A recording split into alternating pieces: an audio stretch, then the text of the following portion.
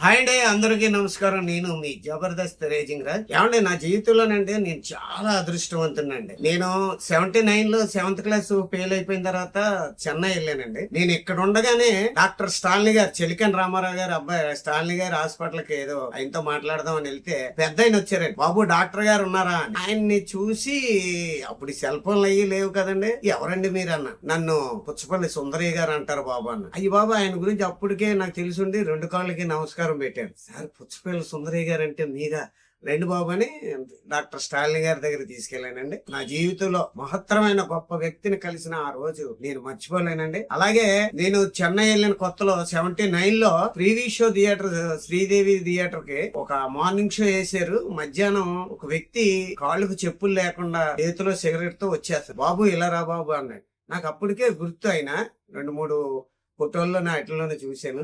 Sir చెప్పండి బాబు అని. బాబు, Erramallelu cinema show ఉందన్నారు. అంటే ఉండండి కనుక్కుంటానని వెళ్తే షో క్యాన్సిల్ అయిందన్న. అనగానే గబగబు వచ్చి, సార్ షో క్యాన్సిల్ అయిందంటాను.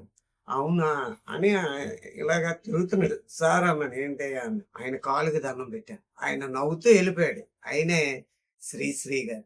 నా జీవితంలో రెండో సంఘటన, నిజంగా మర్చిపోలేని సంఘటన. అలాగే హైదరాబాద్ లో సారథి స్టూడియోలో అప్పుడు ప్రీవీ థియేటర్ ఉండేది. అక్కడ ప్రీవీ షో వేస్తుంటే వేజల సత్యనారాయణ గారు కూడా వెళ్ళారు. మనిషి రోడ్డును పడ్డాడని మహానటుడు రాజ్బాబు గారి సినిమా ప్రీవీ షో వేసాడు. ఆయన దగ్గరికి వెళ్ళి కాళ్ళకి నమస్కారం పెడితే, నువ్వంటే చాలా పిచ్చిరా బాబు అంటే, ఆయన జోబులు ఎత్తుకొని బ్యాడ్ టైంలో వచ్చారు రాజు అన్నాడు. ఆయన కాళ్ళకి దండం పెడతాం నా జీవితంలో 3వ సంఘటన. అలాగే ఆ రోజే చలం గారిని చూశాను. చలం గారిని చూడడం అంటే అదృష్టం. నా ఎప్పుడో మా ఊర్లో తోటరాముడు షూటింగ్ పసలపూడిలో జరిగేటప్పుడు చూశాను. మళ్ళీ ఇక్కడ చూశాను, తెలంగాణ చూశాను. అదొకటి అదృష్టం.